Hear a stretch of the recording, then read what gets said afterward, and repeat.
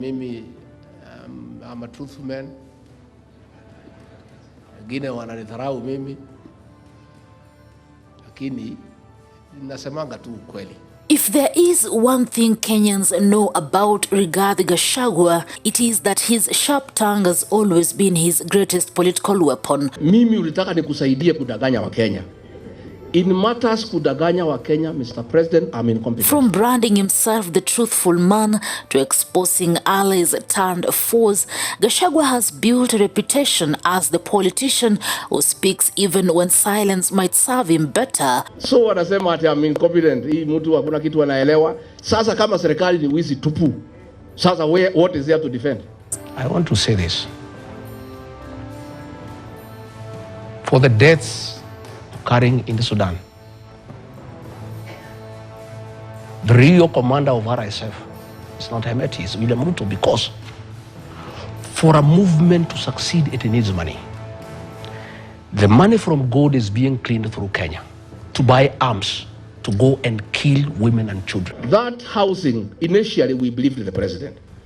That ni ya kuleta ajira, nini, maneno kizungu mingi, we looked okay. Until it came to my attention, it has nothing to do with housing.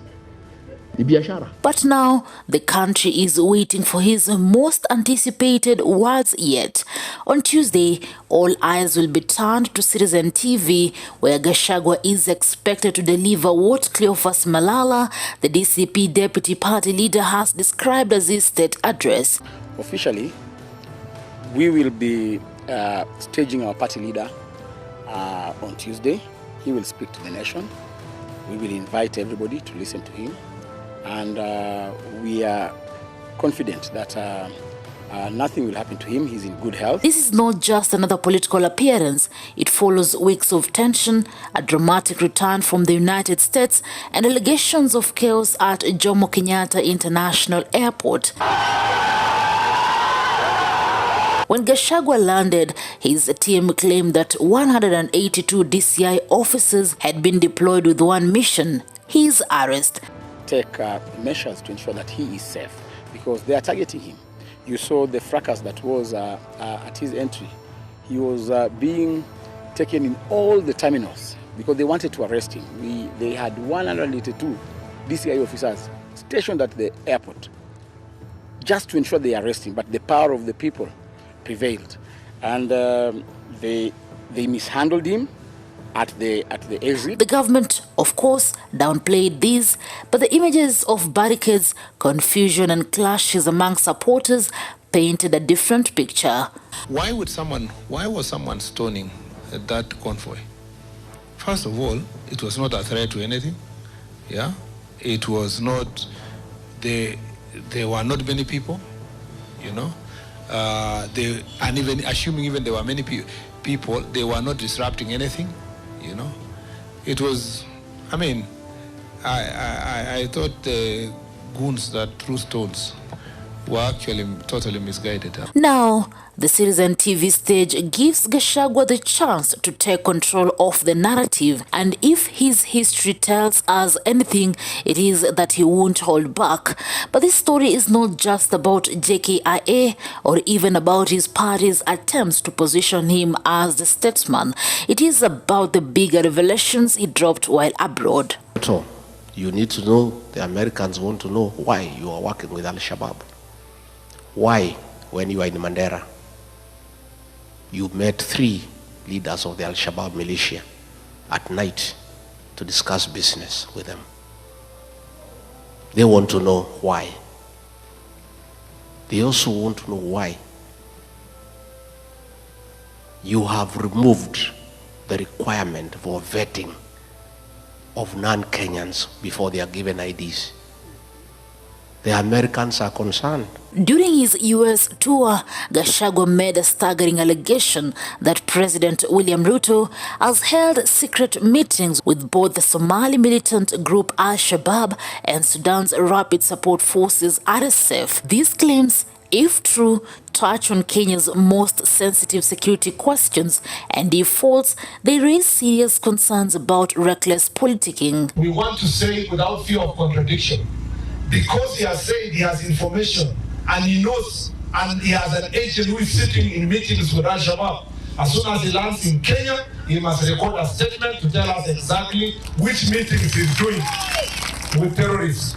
I hear there is a leader who spoke outside Kenya and said they have information that can help us preempt any attack by Al-Shabaab because they have information on who and where plans to terrorize Kenyans are being made. Why does this matter? Because in Kenya, politics and security are inseparably tied. A claim like this is not just a swipe at Ruto, it is a direct strike at the credibility of the presidency and its international partnerships. For Gachagua, the gamble is high. On one hand, his supporters view him as a truth teller and masking state secrets. On the other, critics see him as a desperate man weaponizing conspiracy. Either way, his words will dominate the national conversation.